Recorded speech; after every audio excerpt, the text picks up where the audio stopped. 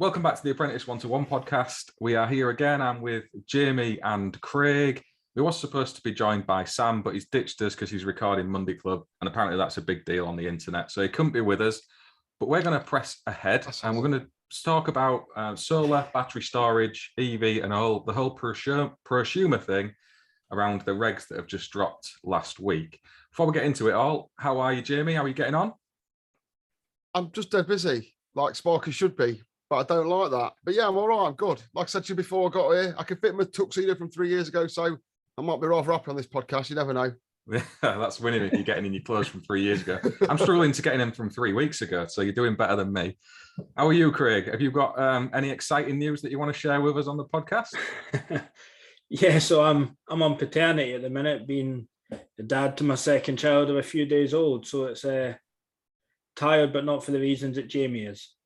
Yeah, congratulations, mate. It's fantastic when you get to be a new parent again, but you'll be going through the dramas of a lack of sleep, I'm sure. So cheers for taking the time to come and chat with us about this. I'm sure everyone watching is going to appreciate your input on it because we're relying on you for understanding how these books work.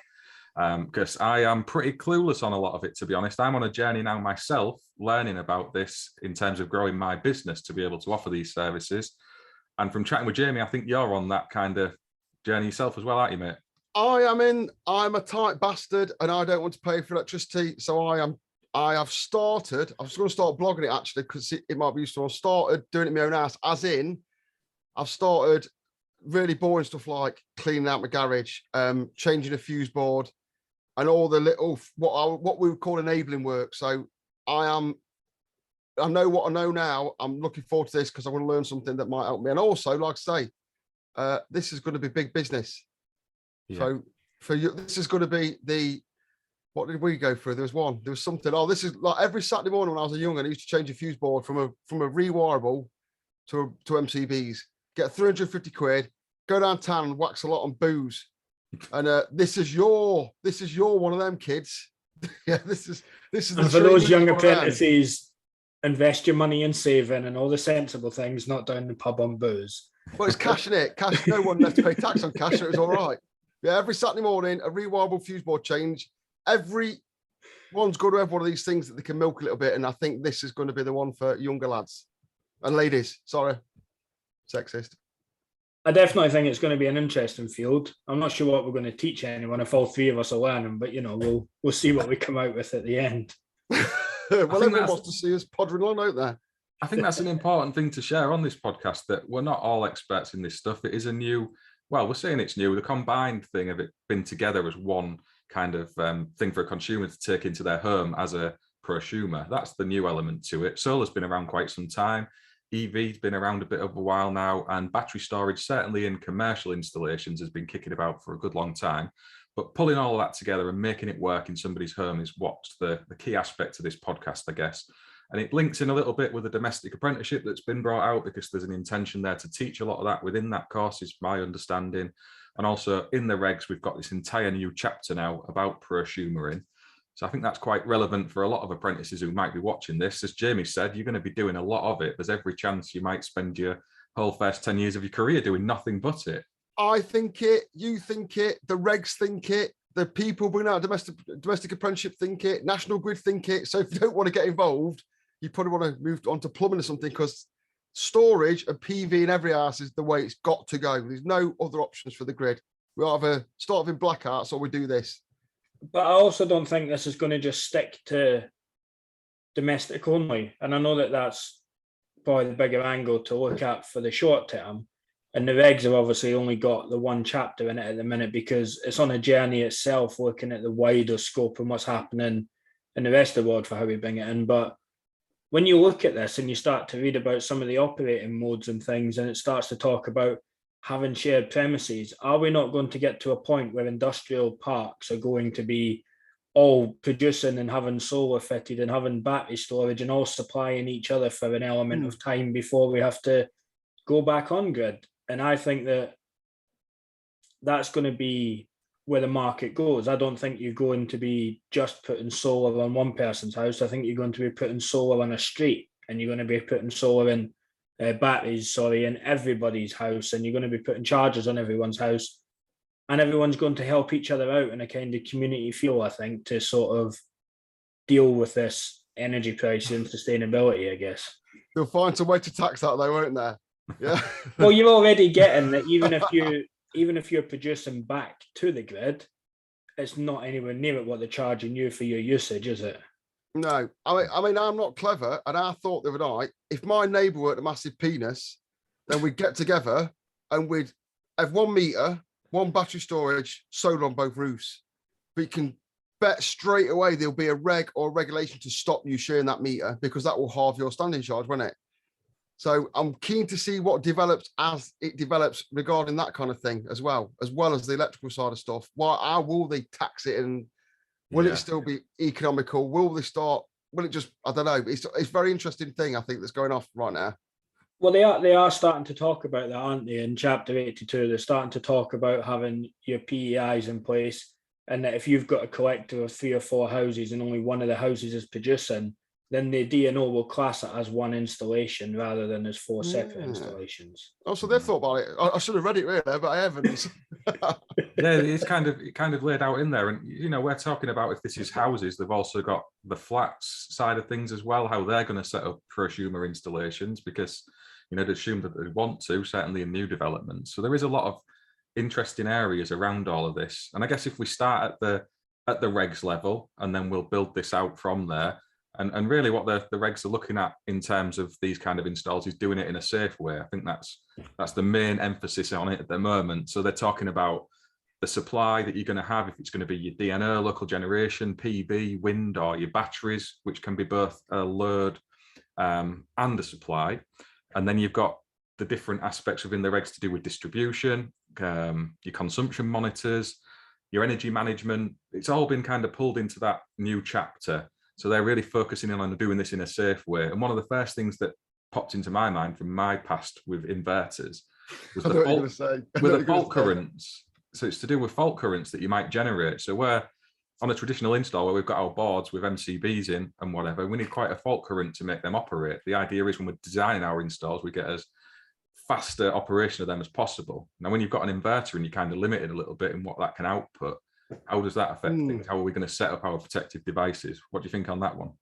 And they're very clear in the bits that they're highlighting, aren't they, that it must be double pole disconnection. There must be switching facilities for all aspects of the modes that you've got installed in the property. And they specifically talk about in one of the notes that the fault current on a solar installation, for example, is going to be considerably less than fault currents that you would be taking if you were connected to the DNO, for example, onto the grid. So having to find protective devices that are suitable for both scenarios is going to be interesting. And I think we were talking offline before about, do you now need to potentially think about 2 boards, or can you make one device to fit both sides of the installation? Because it's quite clear about upstream and downstream protection and having to have that at every side. And what's downstream, if you're connected from the grid, might not be downstream when you flip over to island mode, and how you start to link that together is going to be quite crucial, I think. That's the key one for me, the island mode. So when you're kind of between the 2 systems, you can still have that fault current level that's going to be needed for things to operate. And obviously, if you've got RCDs, it's maybe less of an issue, but again, it depends on the inverters that have been used. And I think that's something we're going to have to really factor in with our design. It's something new to a lot of electricians, that we are designing for the worst case scenario. So if we are just going for that 1 board and that 1 set of devices, it needs to be able to function safely when it is in island mode, if that's going to be the worst case scenario. So yeah, it's an interesting one, isn't it? I think that's something we all need a bit of extra CPD on. I'm loving this, because like I could have got the download. I ain't got a brown book yet. I've got a 2-3 and I want to teach it next week, so I'm gonna have to sort my life out. But I don't want to read this section because he's taking it back from me. Like, you know, when I was first apprentice learning new stuff, it's like that now. This is all new. And I don't really want to spoil it for myself by reading it. Does that make sense? I know you've got to, but I'm enjoying finding things out naturally off YouTube and that. It's nice to be in the game that I'm in and learning something new, because it doesn't happen very often, what when we're being a massive brainiac. But it's nice when news come along. I've got a project I want to do in my house, something I'm scared of as well. I'm a bit scared a bit. Has anyone had a battery incident? No, I've heard of.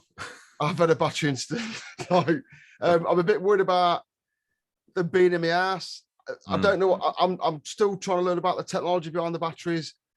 How unstable they are or not. Can I put them under the stairs? Have they got to go in my garage? Do I need to fire extinguisher? I really enjoy finding out about it all. I mean, like I say, I did a battery inverter for an emergency light system, like a central emergency light system once. And the gaffer there goes, there's a broken battery. He goes, go and get the biggest spanner you can find out of a toolbox. I was like, yeah, right then. And he dropped across the terminal so it melted straight through it because batteries are fucking dangerous. Yeah. Anyone coming into the trade, don't mess around with batteries. They are dangerous bits of kit. So I'm interested. I'm going to incorporate them into my home where I sleep. And they're going to be one of the biggest factors, aren't they? Because Mark said batteries can be used for generation and as a load. And effectively, an EV, like a car, is a battery, isn't it? Mm. And there was a video on YouTube a while ago, I think, where a Tesla caught fire in America and it took the fire brigade 15 hours to put it out because the batteries just kept reigniting. And that led me nicely into thinking about how when I was at the college I was at before here, we partnered up to train the fire brigade in the use of EV cars and how to isolate them, because the fire brigade at the time learn how to isolate an electric car off PowerPoint, and the first time they have to isolate it is when it's on fire and they've got to actually deal with it. So they are things that everybody is learning about in every industry, I think. And although we're sort of 5 or 6 years down the line from when that was taking place, and I'm sure that CPD's developed, there's still a whole journey we need to look at, I think, isn't there? I think as well, like these like batteries, like lead acid. What do we have? What were drills when we were young? Were they NICAD? Yeah. NICAD. They were pretty stable. I remember buying a remote control helicopter with the first lipos that came out. It crashed and just burst into flames like a real helicopter. I couldn't believe it. I think cars are lipo, aren't they? Is that right? Or generally lipo? That's quite like unstable when it goes up. And then I think these house ones aren't. They're quite a stable battery by the counts. It's such an enjoyable process to find all about it because I just assumed they're going to kill me, and apparently not. So that's nice. That's exactly it. And I've seen some installs where people have got these battery systems under the stairs. I think there's just extra considerations if you want to do that. If it's the only place for it to go, then you can have your extra fireproofing of that space. You have fire detection, maybe some sort of suppression system. But really try and get it somewhere more sensible. We need to provision for this, I think, don't we? Definitely a new build. We can build it in a safe way where it's, serviceable, easy to access. We want to end the times where we're on our knees under somebody's stairs trying to make electrical systems work. It was a terrible idea to start with. So let's put it somewhere that we can get access to it. It can be easily replaced. You're not having to faff around, and it's not dangerous if something goes wrong. Well, I was thinking about this today. The government are giving the big one about new arson and green, blah, blah, blah, and all that shit. Why aren't the building regulations saying, right, you've got to provide a square meter with a door that's external to the house for batteries? You have to put a duct into your drive from your fuse board. That should be building control stuff. We're giving it the big one about all this EV and we're going green, all that shit. But that means house design needs to change. So you've got to have a duct outside to an EV point. Why is none of that happening? Well, I think that's the bit where this is the start of that journey, isn't it? Because when we talk about overcurrent protective devices and stuff, they're all still going back to chapter 41 and the other regs. They're still on the same ZS disconnection times. It is information we've had. The bit that is coming out that's being slightly new, I guess, is the fact that they're now talking about having to put secondary earthing systems into new developments or new installations to factor for this in the future. How you feasibly do that in central London, I have no idea, but I'm sure that will come up and find a way. But for me, this is where innovation and the building regs and all of those things have to catch up, because there's got to be more than one way to be doing this. And I'm looking forward to seeing what cleverer people than me come up and design over the next couple of years that make this a sensible and suitable approach to install. Yeah, Sorry, Mark. Go on, Jamie, fire away. What I will say is I've just got I was apprentice there in 1999, so I started my apprenticeship in 1998. Yeah, still got the trophy. And then downstairs in my living room is a fuse box board I just bought online. It's the first board I bought that's got all our CBOs and SPDs for my house. Yeah, that is 24 years since I started my apprenticeship, and they've been bringing in RCDs, a single module device, for those 24 years it's took. So if we're going to go to EV, PV, all the builder control stuff to make it, how long is that going to take? We ain't got that long. We haven't got that long. It took that long to get that through. a good point in terms of regulation. I think a lot of these things, as we've seen with EV, it's been the manufacturers who've driven a lot of the innovation we've seen. They came up with the unicorn devices that, made us not have to install the electrodes. And I think with PV and the battery systems, they'll do that as well. The problem is it's different manufacturers for different parts of it all. And it's pulling all that together into a system that's going to work in a safe way for consumers. So you might have solar panels from one company, an inverter from somewhere else, your battery bank made by something else, and then trying to integrate all that into one thing. That's going to be a challenge for us. We're going to have to do lots of product training, I think. I think eventually it'll get to the point where my simple brain tells me it'll be like a Lego set. You'll get your entry level product. It'll be like your bigger Lego blocks, and then eventually you'll get your really intricate systems, which are like those mechanical things that I still can't build at 36 years old. And it's just going to be that ongoing journey, isn't it? It's going to be applying the different sets of information and regulations and the scenario you are based in at that time, because you're literally going to be, for everyone you go to, if we're looking at a house, is this shared, is it single, is it a collective approach? And every time you enter a design or an installation test is going to be different, and being aware of that content and how you design that is putting a lot more emphasis on us as installers, I think, to make sure we know how to do that. Yeah, definitely. I mean, there's that, it's that wide, isn't it? There's that many different, you can't cover that in the regulations, I don't think, to the point of which going to step by step tell you exactly what you have to do with these things. It's going to relate back to product standards for certain devices, and it's up to you as a professional installer to make all of that work. And that's kind of the journey lots of us are on. I've been speaking to other electricians in exactly the same position as me and Jamie, who are going on those courses. Sam booked onto solar and battery courses to learn a little bit more about the technology. And also, I want to now to work safely on roofs consistently.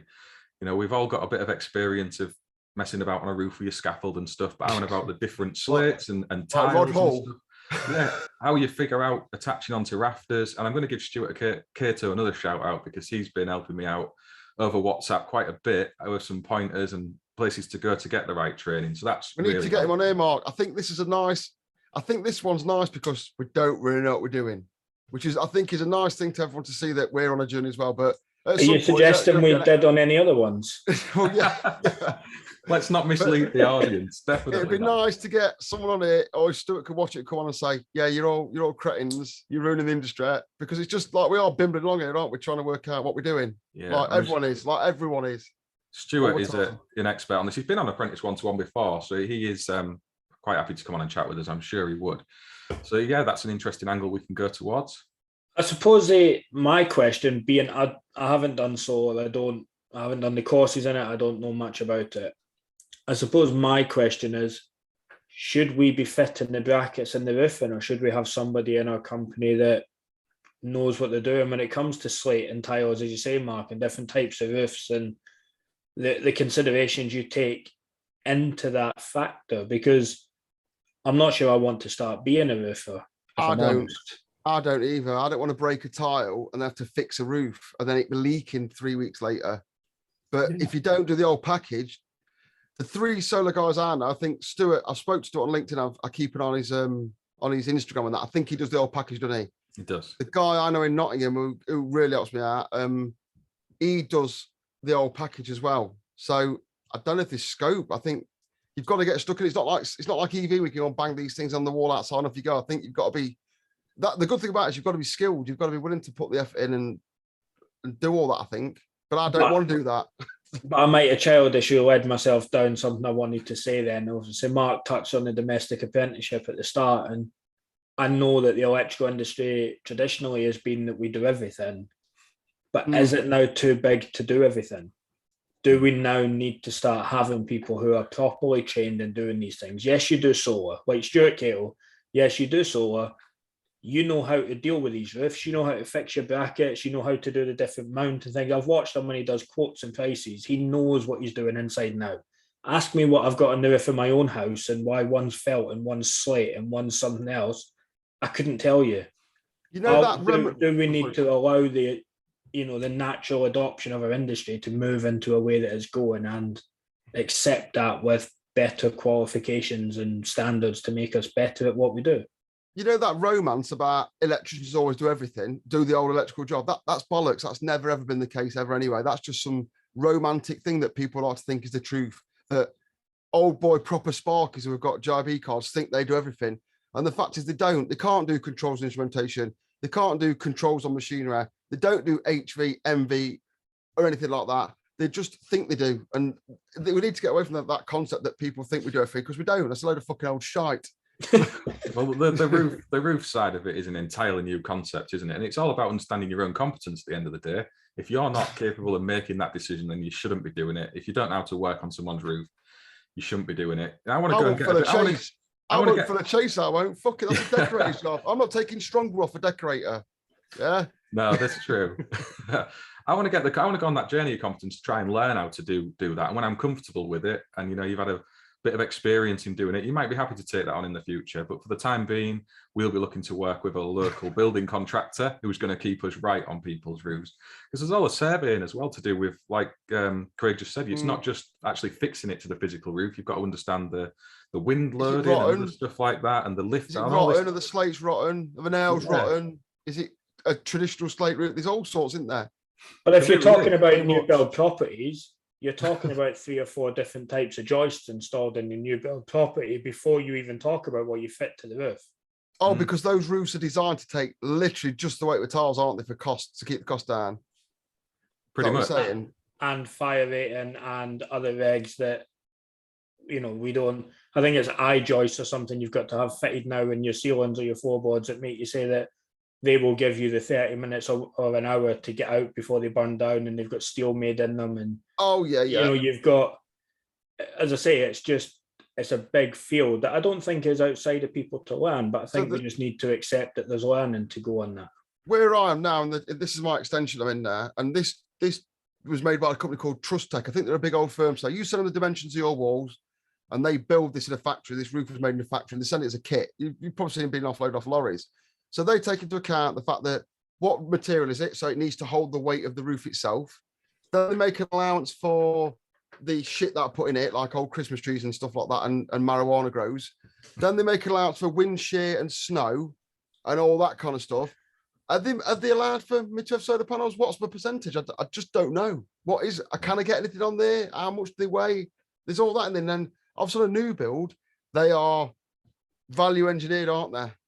So can they even take solar? Have they got to change the building regs? There's so much going off. It's definitely interesting, but I literally don't know if we can even put solar panels on this. It might not take them.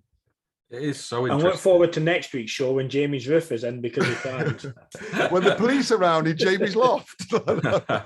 No, it is an interesting one, isn't it? And you're right. There is, all these different aspects that we have to consider, and it's understanding, how we tackle that as electricians. And there are established contractors we can look to who are going to give us a bit of guidance, hopefully, because this is going to be a massive growing market. But it's one of those where you understand your own limits, I think, and work within those, get the right training.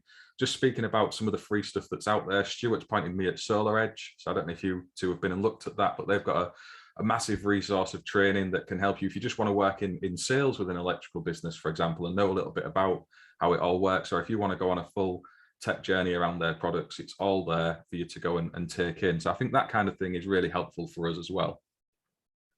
I've not bought her yet. It's too expensive. But yeah, and I've seen Solar Edge because we asked Stuart to quote for installing solar at the college that I'm at, and as part of his quote and his bid, he went through Solar Edge, and the stuff he can track and he can monitor and the outputs he can give you and the savings on your energy prices.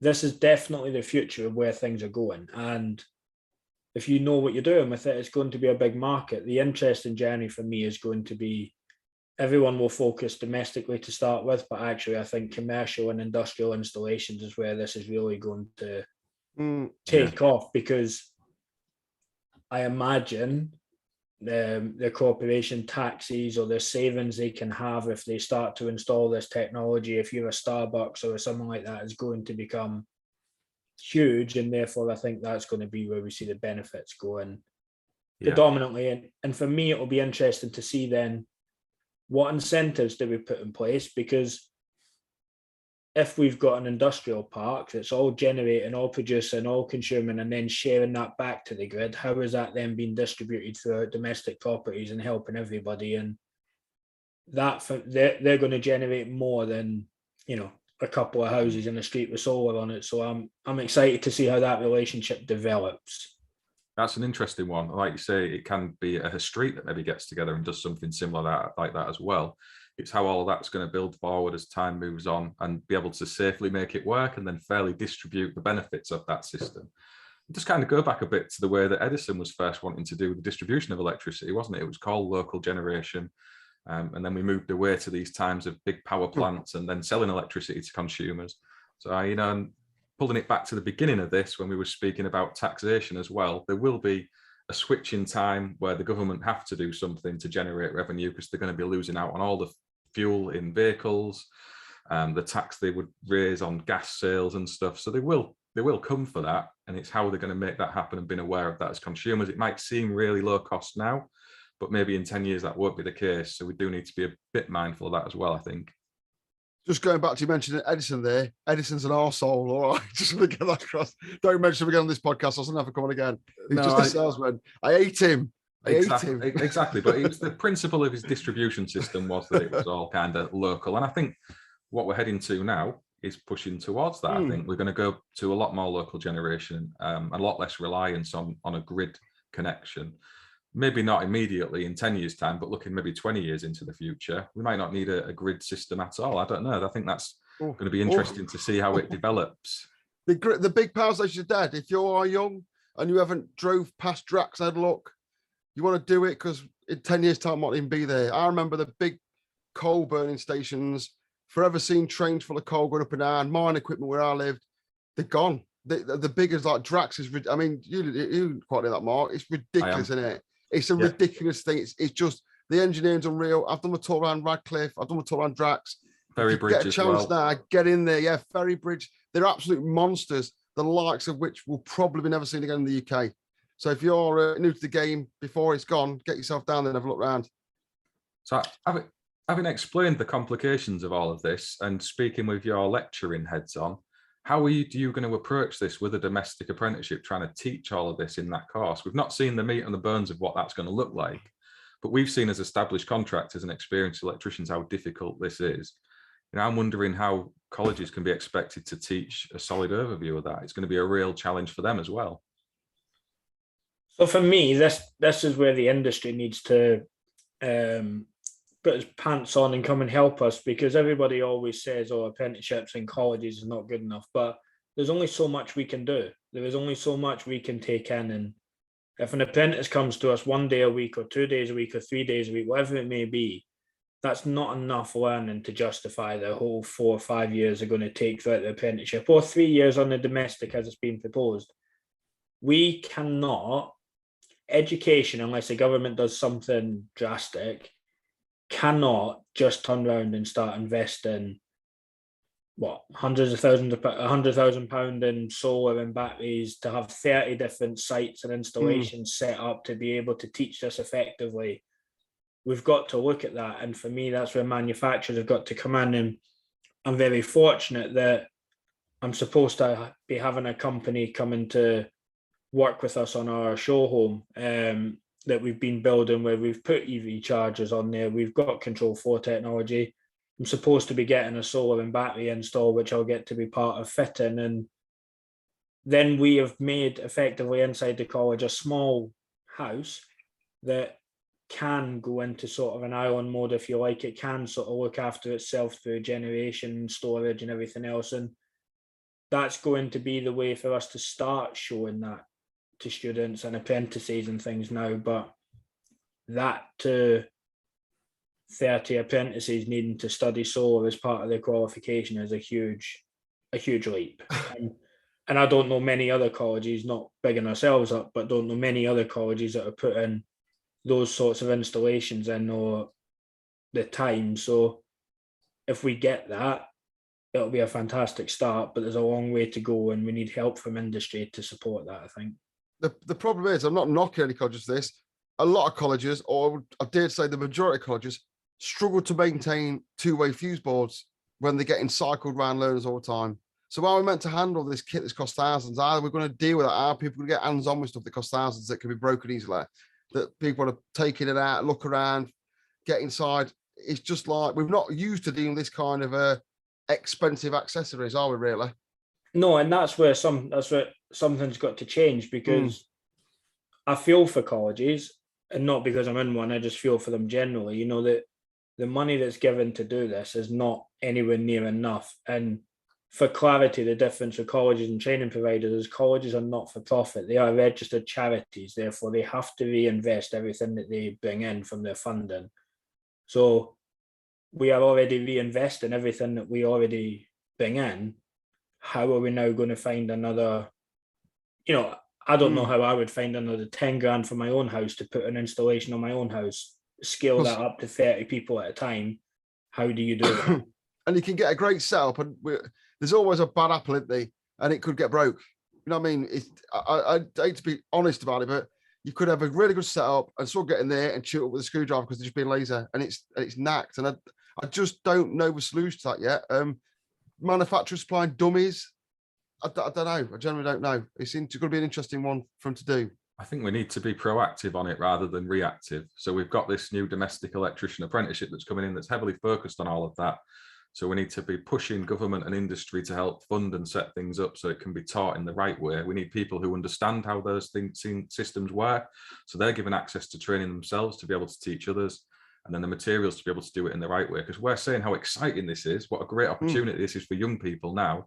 The last thing we want is for them not to have access to the right training and be able to install these in the right way. We don't want to see the lash ups online that people have done just to make a few quid. We want this to be done right.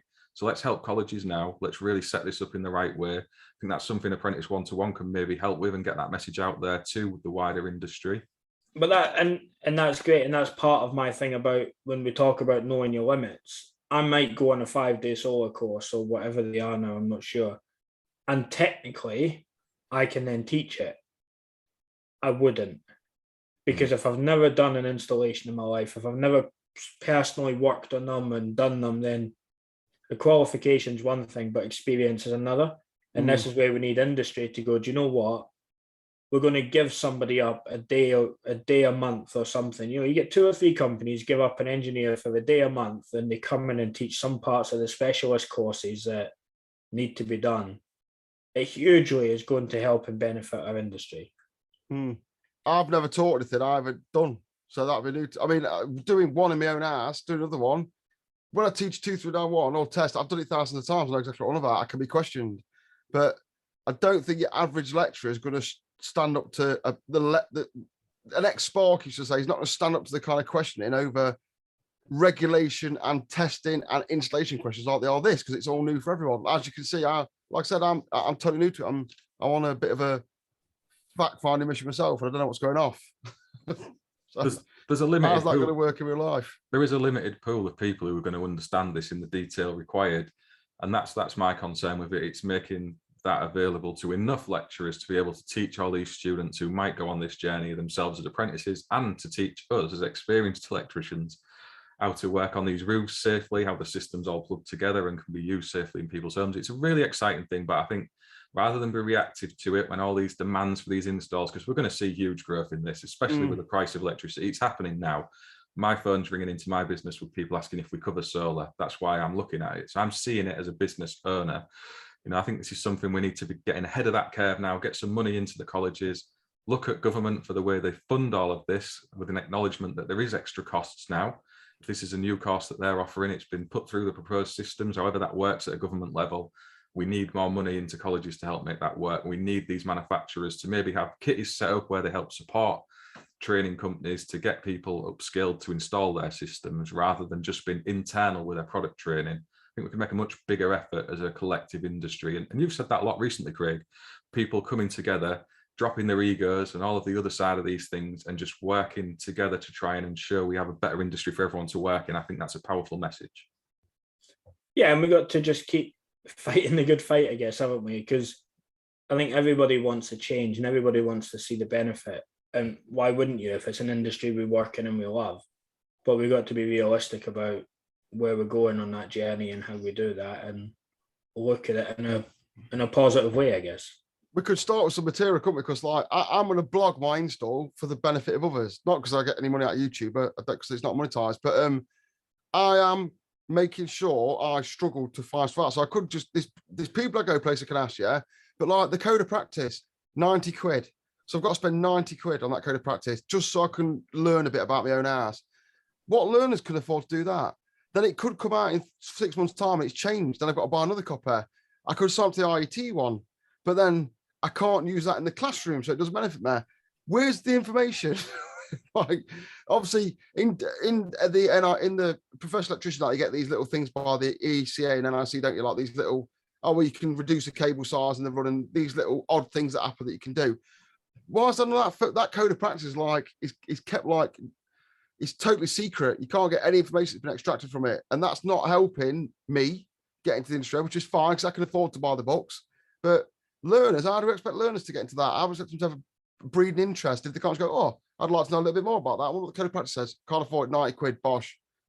It's like, where are they going to help with that? We spoke about that to do with the regs and getting those into colleges on the last episode, didn't we? That, extra support at an IET level or the BSI maybe, however that's going to work, where we can get some of these publications into colleges' hands and learners' hands. I think that's something. I'll go mad then. I'll go mad before I forget. I'll say, is it beyond the realms? Because the IET have this bit of software, don't they? You can buy the subscription card, 761 on-site guidance note free, and then you can have the EV, the PV, and all that. Yeah. Yeah. Whatever it is, £180 a year. Is it 180? I don't know about the price. There's different packages, it varies. But yeah, the one I want's the middle one because it does the EV PV. Yeah. If it's its own bespoke software, it's not a PDF, so they're not going to get shared around. It's a way of doing the copyright. Why don't the IET just give every apprentice a code that lasts 1 year? Then if they can get into it, they go, right, I will buy that book to know how to use it. Why aren't the IET who are issuing this stuff making us pay for it because we can afford it? Why aren't they supporting apprentices with something like that? It's 3 months, 6 months, 12 months, straight off the bat. Log in, have a look, get used to it. Is that so hard to do? Or have we got to extract 90 quid out of every trainee that walks through a door, who then gets bored, can't do it, and goes home? It just pisses me off. Maybe it's part of what comes out of some of this government reform then, if we're doing this, is that actually because if they put another £90 on every learner that goes through their college, for example, then we can buy them on their behalf, can't we? But the book's no good, is it, nowadays? If we give them a login, I'm speaking on, if we give them a login that says this will last for 12 months, after that, you're on your own. Yeah? Gives you a free entry to try before you buy.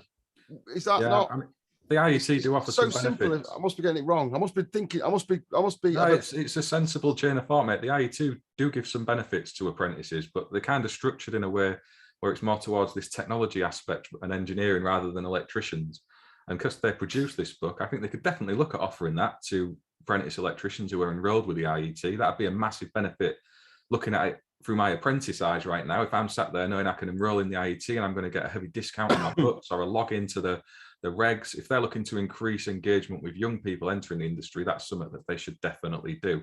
And you look at the CPSs, NAPIT offer free membership to apprentices. There's some sort of scheme that they run where you can have access to their technical resources and it doesn't cost them anything. Oh, do they? Yeah, I'll fair one, NAPIT. I'll not slag you off for 2 weeks now. Well done. I think the NIC do something similar as well.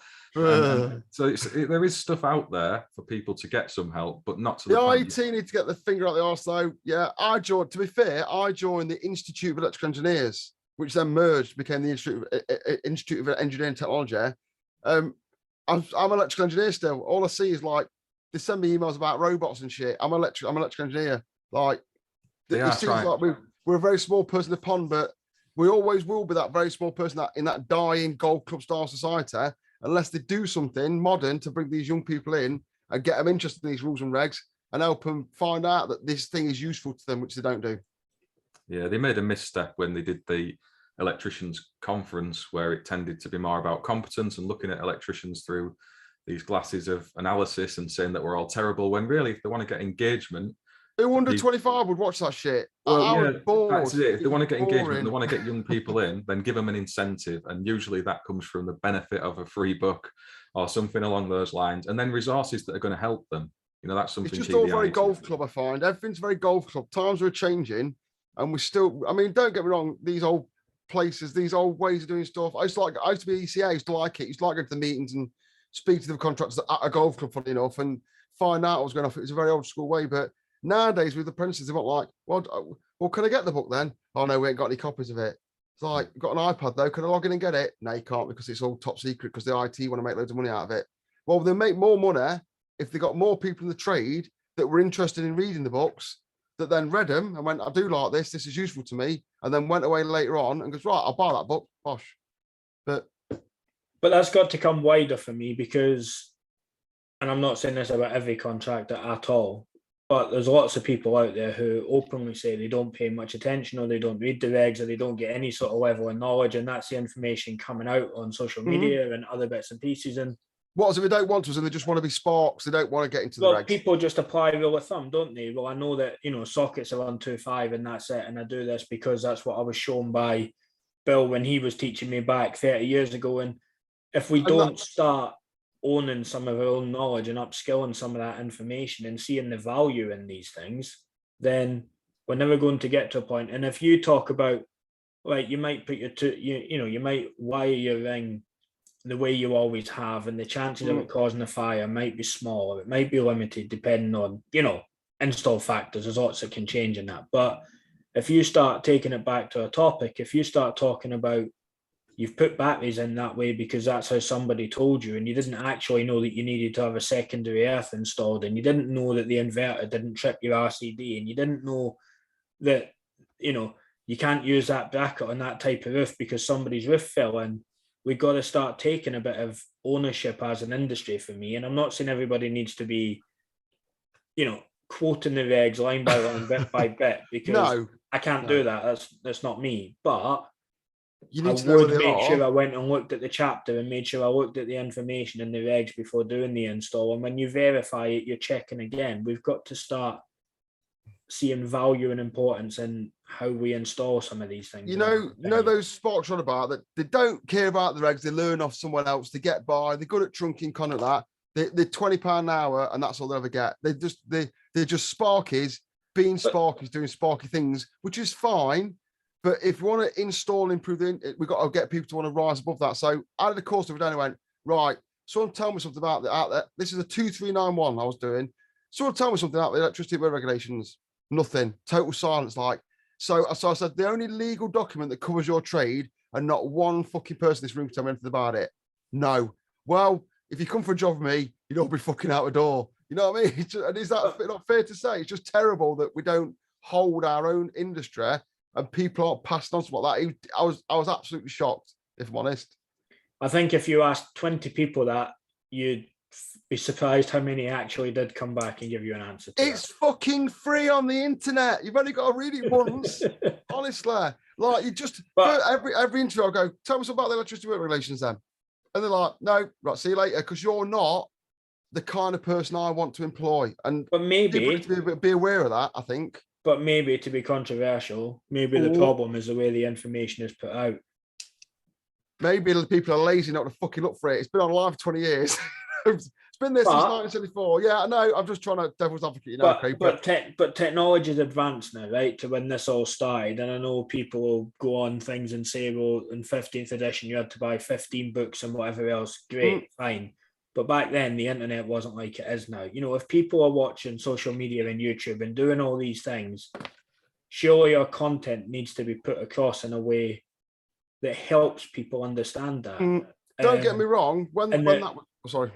I was going to say, surely for me, that's shown by, there's lots of good channels out there, but surely for me, that's shown by the fact that eFix are now nearly 250,000 subscribers or whatever they've got. Like, it shows that if we start putting information, and hopefully the IET will take something from it, I don't know, but if we start putting information out in a manner which people can understand and digest, why do we need a 650-page book? Why can't it be, here's a 5-minute video on each of the 10 regulations or something that people will watch and can digest and do?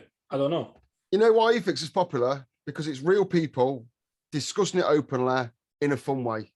That's why they're popular, and they are good at it. I've got a lot of time for them, but stuff like the reason those students came in and didn't know about the electricity regulations is because the people that have trained them who are trained to bend conduit grate and do pyro and all this other proper sparky shit don't think it's relevant when it is.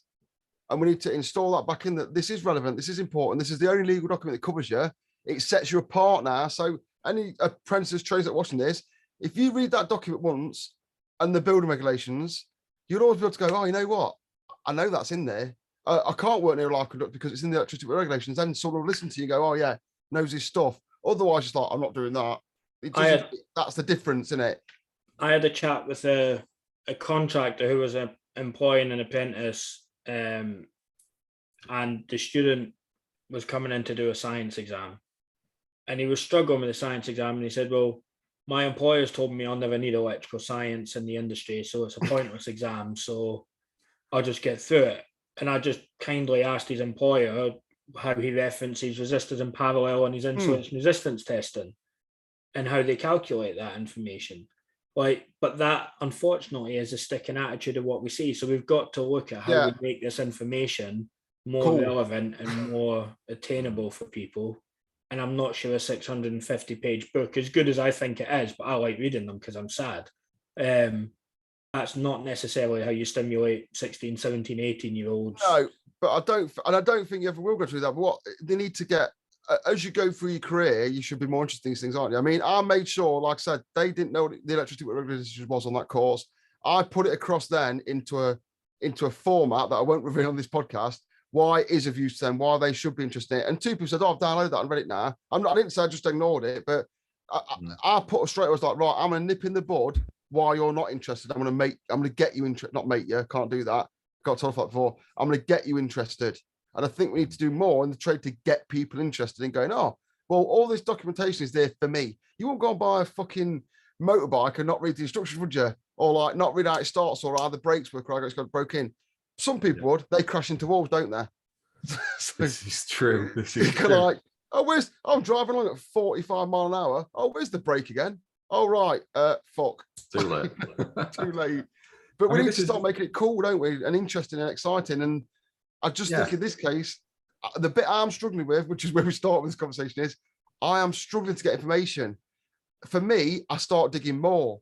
For young people, start switching off. Don't grab them by the balls or whatever the female equivalent of grabbing someone by the balls is. Yeah.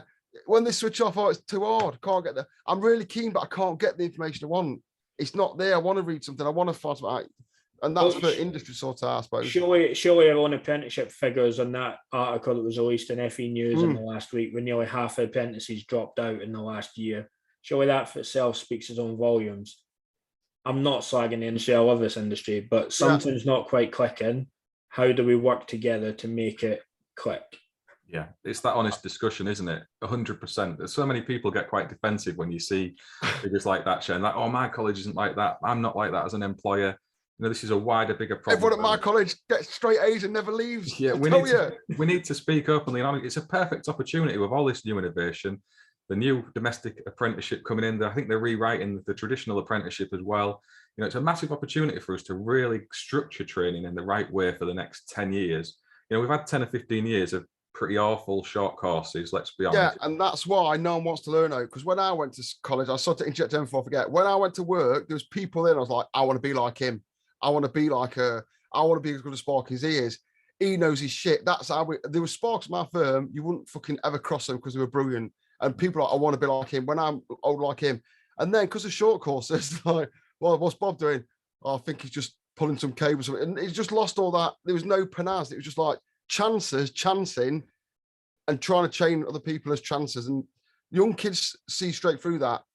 They do. And I think we're on that journey now where we're moving away from that, and training's really wanting to step forward, but it needs better funding. It needs support from industry and manufacturers. We need to be honest about that. We have got all this new innovation coming. We're moving towards prosumerism and all the exciting stuff that comes with that, possibly allowing your car to run your house and all things that can get really very complicated very quickly.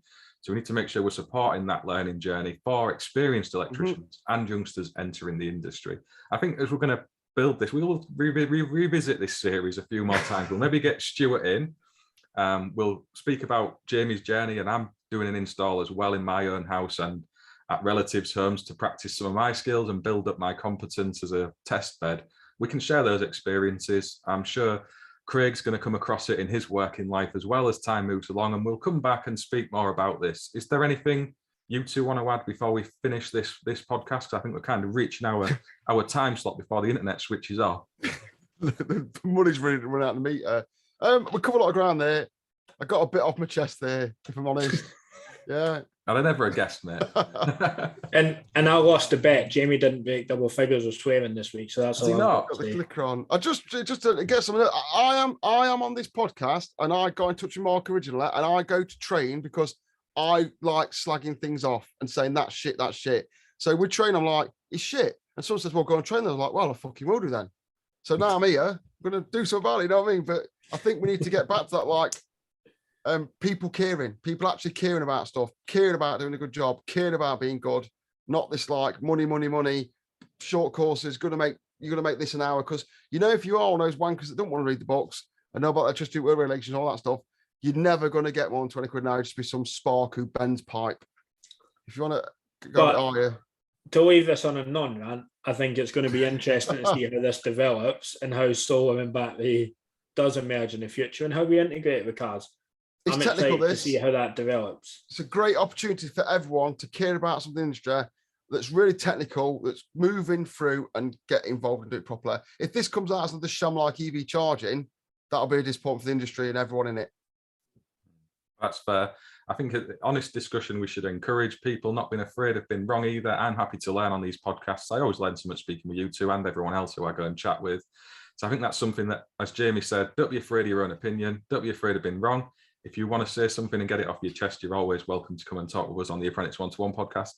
Well, we're getting the Prince on. Hang on. If someone's, how many views we got last week, Mark? I don't know, actually. In total. Why are none of these apprentices? I want someone to come on here and talk to us. I want an apprentice to come on here and talk to us about if we are just stupid old men or if we are.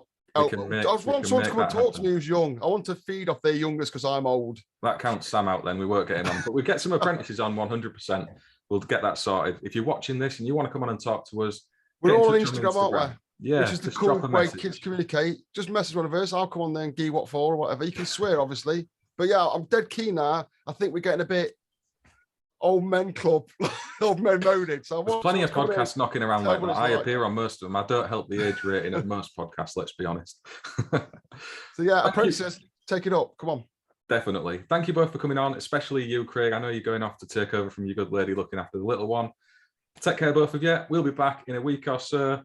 Get involved in the comments as always. Like and subscribe to the channel. Thank you for everyone who is already active with all of that. We appreciate it, and we'll see you on the next one.